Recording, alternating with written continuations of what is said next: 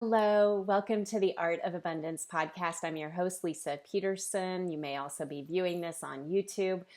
I have the great pleasure of introducing you to Anodea Judith in this conversation today. She is the author of numerous books, many of which focus on the chakra system, something that's near and dear to my heart that I've been studying and practicing and integrating into my money work.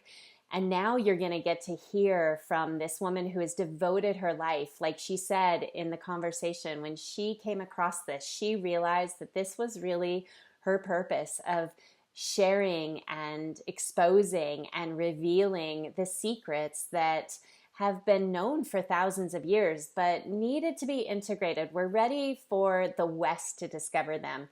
And so in our conversation, you are going to learn a lot about chakras and how they integrate with money, into the political situation, into our relationships. It is really good stuff. And I know you're going to have a lot of fun with it. Enjoy. So Anodea, thank you so much for being here. It's such a pleasure. I am such a fan, and this is the first time that we're meeting. So it's really, really special for me, and I'm sure for all of my listeners. It seems like you're right here looking at you. Yay. So I'd love to begin by even talking a little bit about how you came to this work. We talked offline, but I would love to know, because I think I expressed to you, I love the chakras. I love learning about them. I love everything. And I also didn't receive a lot of formal training about it. So knowing that you have your own story would be really fun. Is that okay if we start there? Sure, sure. Well, for me, it started way back in 1975. So that was 42 years ago. And Wow. that's when I discovered yoga. And I was reading everything I could get my hands on about metaphysics. And when I discovered the word chakra, I just had this shot of energy go through my body, and I couldn't stop thinking about it. And I tried to read what I could find, and there wasn't much at the time. And I felt like what they were saying about it was wrong. Like they were saying it's all about going to the upper chakras. And I went, no, why would we be given a system of 7 chakras only to have the upper 3 or 4? They all have their purpose. And so as I researched it more and thought about it more, I really saw how important the ground is and the lower chakras, and they're not evil or bad.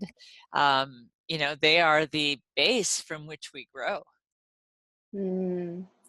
And I mean, did you ever imagine back then that this would become such a big part of your life and teaching? I think I knew it would be. Yeah. Wow, that's so cool. I think I knew I had found my life purpose when I found the chakras. That is amazing. And teaching it to people, I'm so curious about, I'm sure you have people coming from no understanding to more advanced understanding. Is it something that you can come in wherever you're at and get benefit? Oh, absolutely. Yeah, yeah. I mean, I have people that have been teaching yoga for 20, 30 years in my workshops, and of course, they've read all my books, but they get something different in the live workshop when they are led or when they're introduced to exercises where I combine bioenergetics and yoga, and that's a combination that nobody is quite doing. So even advanced people can get something new, and new people just dive right in and get much more than they expect. That's so cool. I pulled out, your book. I know you have many of the books, and we'll list some of them so people can find them. But the Eastern Body, Western Mind, and in here, right in the beginning, you talk about the chakra system as an evolutionary program that can be used to reprogram our lives, and that's a big deal. Like, do you still feel that way? I mean, you've written Oh, this. absolutely, absolutely. Well, here's how I look at it. Your body is your software, right? Just like, the computers we're speaking on. In your mind is all your body is your hardware, excuse me. Your body is your hardware.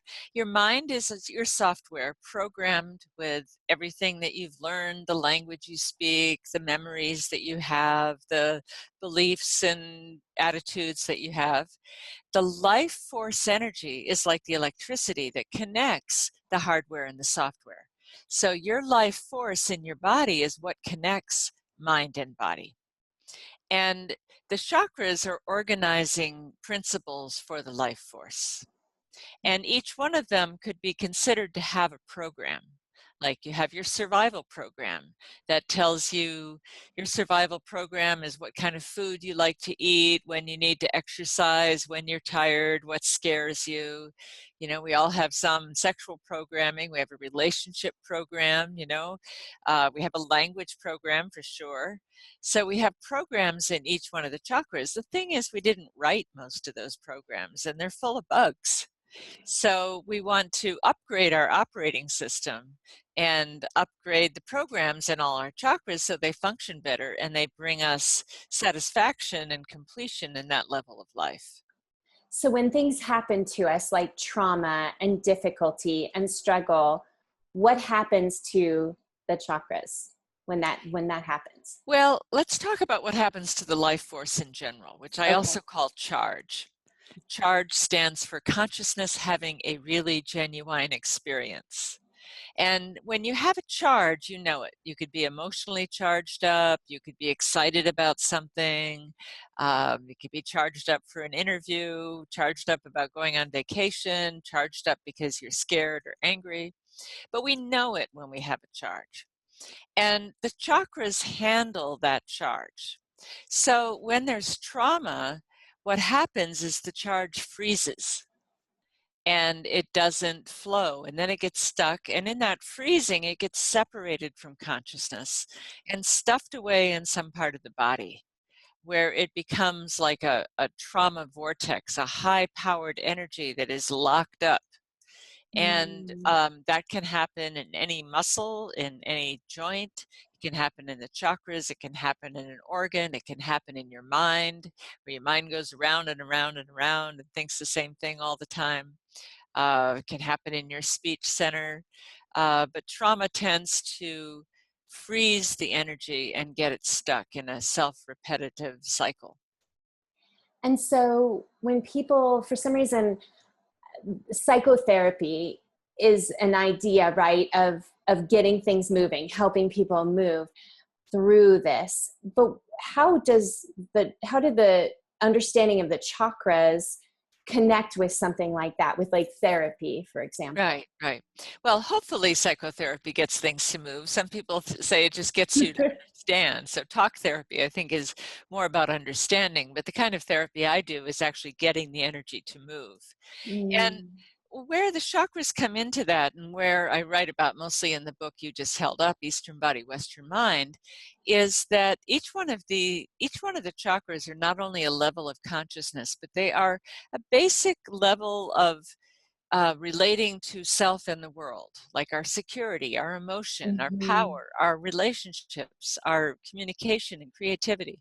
So each of these can be affected by the way we grew up. And in that book, I take the chakras and I put them on the schema of childhood development and show how the first thing we have to do is get into our body and learn how the body works and get it upright and digesting and walking and holding things.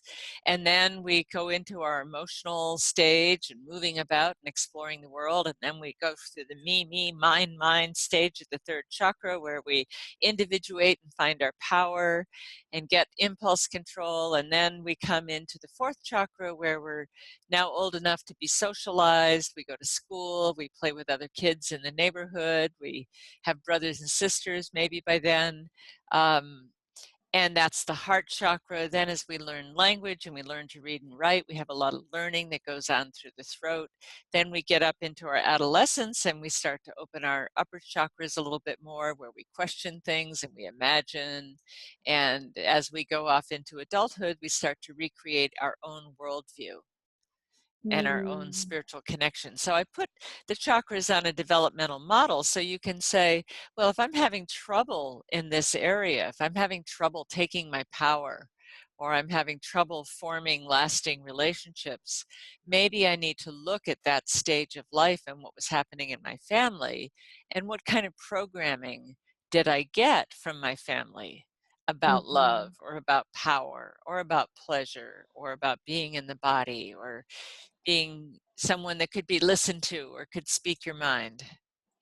It's so interesting because one of the things I wanted to talk to you about was money. And I did not know going into the work that I do with the chakras that I would start to kind of get clarity around how each of what you described actually, how it shows up in our relationship with money, going from the basic survival all the way up to investing and trusting other people to help us with our money. And so I'm curious, in your work and how you've helped people, how has money showed up with this system? Well, I put money largely in the first chakra, even though, of course, money does give you power, but it is very much the nuts and bolts of grounding and practicality. And so in my manifestation workshops and in the book Creating on Purpose, we start in the highest consciousness, and we look to see, what is our life purpose? What are my gifts? What am I put here for? Then we bring that down into, well, what's my vision for what I want to create? And how do I communicate that to people? And what people do I communicate to? What people do I need to be in relationship with to manifest my dream? Do I need a real estate agent? Do I need an investment banker? Do I need a coach? A website designer? Then we get down to the third chakra. What do I have to do to bring about my dream? And here we help people plan. Second chakra is, how do I make it fun and pleasurable for other people to be attracted to it? And then first chakra is, what are the nuts and bolts, the money? And in my Creating on Purpose book, in that first chakra chapter, I have quite a few pages devoted to money and really understanding what it is. And what we really want is wealth, and wealth is not the same thing as money. Wealth can be wearing rich colors, Mhm. having rich tasting foods, having a rich life does not absolutely require money. I mean, we all have to pay our rent somehow, but we can have a rich life without being, quote unquote, wealthy in that sense. But that money is the practical application of bringing our spirit down into manifestation. Mm. And what happens when someone, so around the heart, I was reading and refreshing my mind about, that grief is the thing that people are processing through in the heart. So if there's a lot of attention here around grief, does it splinter the flow of the top and the bottom chakras in their movement? Or how does that work? Well, it can. In all the chakras, I talk about demons. And by demons, I don't mean little critters. I mean an energy that is counter to the flowering of that chakra. So the demon of the first chakra is fear, for example. Second chakra is guilt. Third chakra is shame. But the demon of the heart chakra is grief. And that's because grief is heavy. When we're in grief, when someone dies, when we lose a loved one, when something happens and we're in grief, there's a very heavy feeling to it. Whereas the heart chakra is the element air, and it's ideally supposed to be light and expansive. However, the grief in the heart, if we deeply go into our grief rather than avoid it, we go through it. It's like the rainstorm that comes down and clears the air. And if it doesn't rain, you just have this cloudy, mucky grayness, And so when people are denying their grief, they just have this kind of low level depression. But if you really go into it and you heave and you sob and you let yourself feel it completely, it will then pass and the sun will come out again in the Hmm. heart. So I'm a coach and I work with people with lots of different modalities. And a lot of times this is so buried, it's so sheltered. And I work with men and women. And I would say men in our culture oftentimes have not been able to emote as much as maybe they would Yeah. like to. Yeah. And it's almost like this grief gets buried under so many layers. Like Yeah. how do you help people when that sort of thing happens, where it's not on the surface? It's going to take some mining. Through the breath. Breath is the element air also, so that's another way into the heart. So breathing exercises, massage around the heart and the shoulders and the upper back. There's a simple thing I do sometimes when someone is close to the edge of grief but can't quite touch into it, is I just put my hand on their heart and have them push their chest against my hand and make a sound. And at first the sound is just ah, and then within about 3 seconds it's ah ha ha ha. You know, it's crying and letting the grief out. So Yeah. there's ways to unlock it. I remember reading that in the book. Like there's a Yeah. great story about that forcefulness and even the pushing against. Maybe it's even in another of the chakras. Like your work integrates the physical. There's physical elements to it There as is. well, right? Absolutely. I'm a somatic therapist. Somatic means of the body. So bioenergetics in particular. And bioenergetics is the science of moving energy through the body to dissolve body armor and reveal the soul. So that's my work, is to work on a physical, emotional, psychic level, and mental as well, and spiritual. I mean, it's all of them together, and to work on that. But it definitely includes the body, and my exercises are very physical. Yeah. And what gets you the most excited about the work that you do now? I mean, we're always growing and shifting, and I'm curious, like how do you keep this all inspired? Well, what inspires me is watching what happens to people in the workshops. And, you know, when I'm on my time off, I do a lot of gardening. It's my hobby. I have a place with a big garden and I just love to be out there.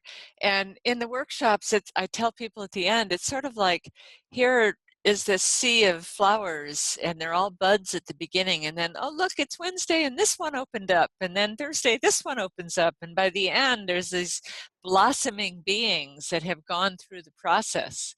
That's my reward. That's what excites me. Hmm.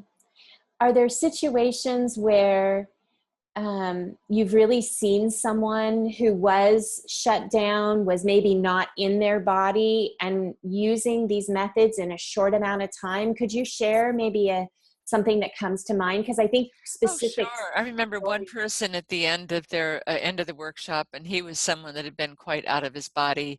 I talk about the schizoid character structure in the book, and he was one of those. And once he understood that, he said, "Oh my God, I realize I've lived my whole life looking at myself as if I were watching a movie of someone else. And now I'm in myself for the first time." And And do you sometimes people say, I feel grounded for the first time in my life, or I feel safe for the first time. And do you see what happens for people when they go back and integrate into their lives, like how it shows up or what happens for them? Oh, sure. I mean, I see people periodically because then they'll come back for the next workshop 6 months or a year later. So, oh, how are you going? How are you doing? Oh, yeah, remember that issue? Oh, it's, you know, I'm really so much on the other side, or I lost 30 pounds because I opened up my third chakra, or I really manifested this goal. I've gone to so many workshops where people have brought me a book and said, you know, I decided in your manifestation workshop I wanted to publish this book, and here it is. And now I have a finished product. So I know the stuff works. Yeah. The the thing that I'm thinking about is so often, and maybe you see this too, people lose hope because they reach a certain age and they're like, well, it's still the same. I'm still dealing with the same issues over and over again.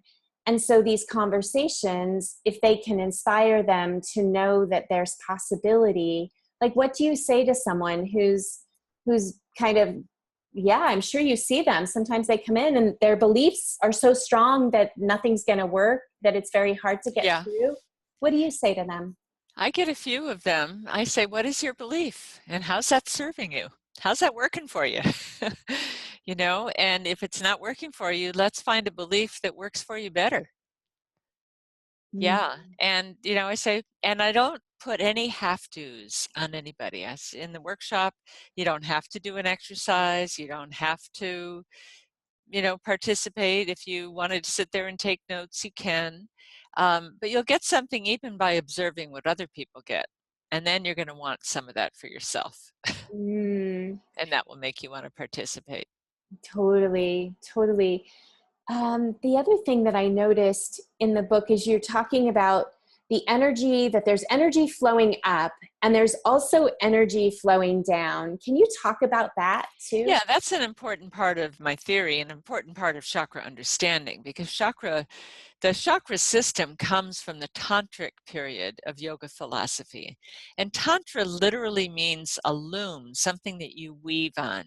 And by weaving polarities, heaven and earth, mind and body, light and shadow, masculine, feminine, by weaving the polarities, we create the fabric of reality. And so when I looked at that, I said, well, then it's not just going up, it's also going down. It's not just coming in, it's also coming out. So the upward current, if we follow the elements associated with the chakras, earth, water, fire, air, sound, light, and thought or consciousness, we notice that earth is the heaviest, and it doesn't change that much. My desk looked just like this a year ago. I mean, it might be messier or neater, but, the shape of the desk is the same. But, my water bottle, the level of water changes all the time, the warmth and the temperature change. So as we move up the chakras, we get freer and freer forms. And so we go to consciousness, which has no limitation, no physical form. I can't hold consciousness in my hand, my brain processes it, but it's something beyond the brain. So we go to the freest form. So that's the current of liberation. We liberate as we go up, step by step. I call it the ladder of liberation. We climb the ladder to free ourselves from fixed forms, from unconscious habits, from addictions, from things like that. By coming to consciousness, we can liberate from those things. Mm-hmm. But the other thing is, once you get to higher consciousness, then what? Then what do you do? It's not about going off alone on a mountaintop. It's about using that higher consciousness to come back down and serve. So how do you bring the higher consciousness down through your chakras to create a world that we can all love? And what I say is we're here to create heaven on earth. And there's no reason why we can't do that, despite the way things look right now. And that is the current of manifestation. We begin in highest consciousness and we go to ever levels of more density, but that's not a bad thing. Mm-hmm. I mean, you want your food to be solid. You don't want to eat air. You don't want to eat clouds for breakfast. So, we want to have a chair hold us up when we sit on it. We don't want to just fall through because it's so empty. So we come through to the solid manifested plane, but each level down is a little bit denser, a little bit more specific. And it's actually a process of condensing the energy of consciousness, an idea into a vision we condense it into words, from words we condense it into relationship, from relationship into action, from action into movement, from movement into solidity. Wow. And that's the current of manifestation. And one of the things that comes up a lot in the work that I do around money, and I do work with a lot of women, and there are these challenges that women deal with, especially when they begin this journey of entrepreneurship, of being able to earn, their value. And there's often a time of like giving so much and not receiving back in, not stepping into their power, not realizing all that they bring to the table. And all the stuff also, we talked about it offline, just all this stuff that's happening outside in the world, right? I mean, let's face it, women are still paid, 79 cents to $1 for men in this country, not to mention other places in the world. How does that tie into this work? or how can it be used perhaps to step more into who we really want to be in this life? Well, a long time ago, the feminine represented the material pole. We were the ones that gave birth. I mean, we are the ones that give birth, but it also represented Mother Earth and the beautiful manifestation of nature. And then when we had the period of the patriarchal takeover that kind of plowed the goddess underground, all of that was denigrated. And with that, so was the position of women. And we've always been, economics actually meant care for the home, eco, same root as ecology. So women Mm. were the economic people that said, all right, how do I make sure there's enough to feed everybody for dinner? And how do we can enough things that will get through the winter? And how do I manage the household? And so women were the first economists. And so, in the chakra system, we're always looking at balance. How do we balance the polarities, masculine and feminine, heaven and earth, mind and body? And so in this, we're looking at these, women are out of balance with this. It's because their natural place has been denigrated. We have to re-own that. And as we re-own our natural place as, in many ways, keepers in the material world, which doesn't mean not the spiritual world as well, but it's keeping the material world in a spiritual way, which is creating beauty. Women tend to create more beauty in their environment than men typically. Not all men or all women, but typically that's something we bring. We want to create beauty in our clothing, in our jewelry, and what we do. Creating beauty is part of how we create heaven on earth. Wow. And I mean, the spirit of love, like Yeah, the birth of a child awakens for some of us bigger love than I think I even knew was possible. yeah. And all I want to do now is share that love with everybody out there. I think, is that part of this feminine, or is it both? I mean, Well, I think it's for men to learn more about love. I think women tend to be the teachers about love because I think it does come more naturally to us, and we have that bonding with a child when we give birth to a child, and there's nothing like it. There's mhm. nothing that equals it, and it's someone you're going to be in relationship with for the rest of your life. We don't say that even about a partner usually. So, but I wrote a whole book on this called The Global Heart Awakens, and it takes the chakras and it puts it on the schema of human history. And what I argue in the book is that we've been in the third chakra phase of power pretty much for the last 5,000 years. And we're now Wow. on the cusp of shifting what I call from the love of power to the power of love as an organizing principle. And so what we're seeing right now in the world is the tail end, the collapse of the old power over structures. We're seeing how they don't work, how they're oppressive. They worked at one time when we were a younger civilization. We didn't know how to read or write. We didn't have any technology. We lived in cities of 50 to 100,000 people without any of the things we take for granted, without a newspaper, without plumbing, some of them, without a car to get around in, without a telephone, and someone had to coordinate all that. So it fell to a strong leader whose word was followed unequivocally by the people that he gave orders to, and on down the line. And that organized society back when we first came into our early civilizations. And it worked very well for an uneducated population without technology. But we aren't that anymore. We're much larger, we're worldly, we're educated, we read and write, we have the internet at our fingertips, we can travel all over the world, we are diverse cultures coming together, and it's really time for a new paradigm because we've grown up.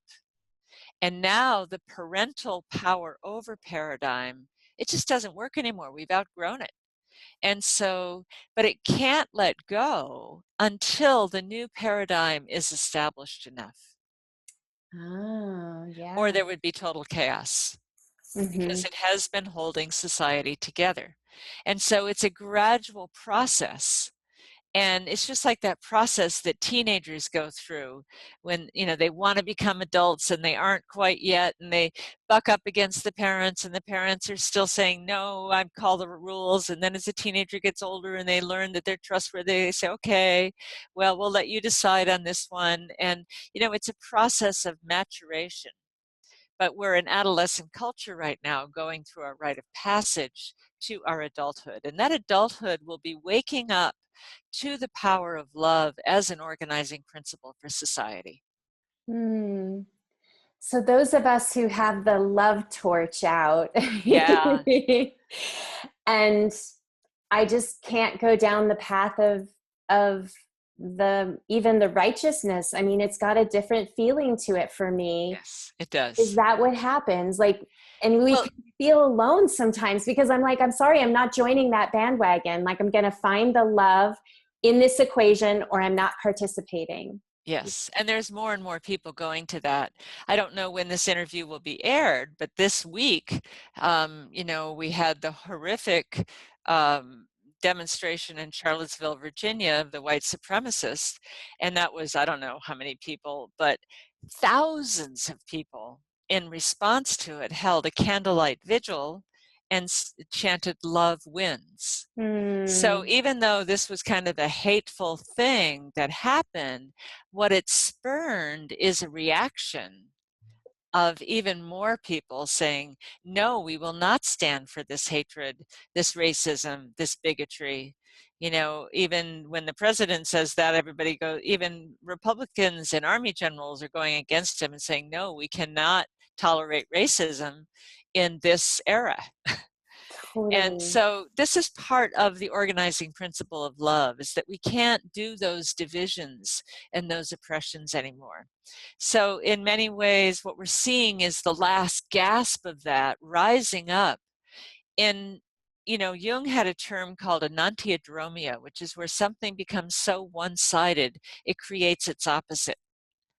And so that one-sidedness of the white supremacists, and they're against Jews and blacks and women and, gays and everything that isn't them. It's so one-sided. They're actually creating a stronger field of unity because people are saying, we won't stand for this. Because it causes people to become passionate about the truth Exactly. versus being complacent, which we have dealt with for Yeah. many years. There's a lot of Yes. complacency. Yeah, and it's not like racism hasn't existed all this time, and it's not like sexism hasn't existed, but it's been, all right, well, we know these things take a long time to change, and we plug along, and then we get this blatant demonstration of it, and it's like a homeopathic remedy. In homeopathy, they give you a dose of what you're sick with. So if you have a cold, they give you a dose of something that creates a cold, because that small amount shocks your immune system into fighting it. So we're Mm. getting a dose of what the culture already has. And what that's doing is awakening the immune response in the culture that says, we're a diverse culture. We're all immigrants. We come from all over. We're not going to put up with this. And Mm. so it asserts itself. And it's really I'm fascinated by watching this process. I'm horrified at times, I'm elated at times, but I'm fascinated because we're watching this last gasp of that power over era. And its last gasp seems to be to give birth to the new form. You have no idea how many people that I work with who are going to be so excited to hear what you've just described, because you're talking about a framework that you've built through your own experience, through your own collection of wisdom and insight. But a lot of people don't have that. So they feel very discombobulated when this Yeah. stuff happens. They don't know where to put it and they feel very hopeless. Yeah. That's why I wrote the book, The Global Heart Awakens, to give people hope. And it doesn't mince words about where we're at. It doesn't say the rite of passage, the initiation rite, is going to be easy. When we look at climate change and all the different things that are coming down on this planet, it's not going to be an easy rite of passage. Mm. And like I say, we're overcoming 5,000 years of a power over paradigm. That doesn't happen overnight. Mm. It's all we've known for a long, long time. And yet something new is getting born. It's getting born in our peer-to-peer businesses, that cut out the middleman and cut out the boss, like Airbnb or Lyft or Uber. Or there's so many of these starting of open source software where people are doing things for free. It's happening. People Mm-hmm. are volunteering for non-governmental organizations in higher numbers than anywhere. It's the biggest movement on the planet today. And Wow. so people are waking up and they're doing something. It's churning right now. Yeah. I'm curious because when I see a book like this one and all the books that you've written, like as a person who's trying to write, how do you do this? Like, how do you create so much? Where does that come from? People ask me that all the time, and I really don't have an answer for you. I mean, they ask me, do I have a regular time that I write every day? And I say, no, there's nothing regular in my life because I travel so much and I'm jumping time zones and I'm getting up at 3 a.m. to catch a flight. And so there's nothing regular in my life. And I have a very good ability to hold something in my mind and stick with it until it comes true. And that's the manifestation current. So, Mm. and I've been meditating for 45 years. So I think a lot of it is just my crown chakras open and spirit tumbles these things into my consciousness and says, write it. And as I write and as I teach, I learn things. My latest book on charge has just been how do I just, I did therapy for a long time and people watch me do sessions and they go, how do you do that? And every time I got a question like that, I have to go back and think, well, how do I do that? Oh yeah, I follow the charge in the body. So this is about how do you, enhance the life force as it moves through. What happens when we have too much life force and we're anxious, or too little and we're depressed? How do we manage it? How do we get it to flow? How do we not block it? How does it go through the chakras, relationships, all sorts of things, families? Wow. It's so inspiring. Like, I think if you can do it, there's a possibility that maybe I could too. Anybody can do it. It just takes the will and the perseverance. Yeah. It's And so it's not beautiful. like I automatically knew all this stuff, but that's what research is. You have questions, you read books, you go online, you find mentors, and you learn. So if you think about something often enough and you ask enough questions about it, it's like, oh, well, what is happening in the brain when we meditate? Or what does happen in the pleasure centers of the brain when we're in pleasure? What does happen in the heart when we are in an empathic field with another being? All these things you can find out. You just have to have the questions. And the chakras provide the framework. So I've been lucky in that regard. I can honestly say that having them come into my life has changed everything. And granted, I'm like a beginner compared to you, but Well, I am elated. It helps me with my coaching. It helps me in my writing. It helps me in my speaking. Like, it just provides so much clarity so quickly to things that I think as an empath, I'm very, very open. I'm not a very defined person. I see shades of gray.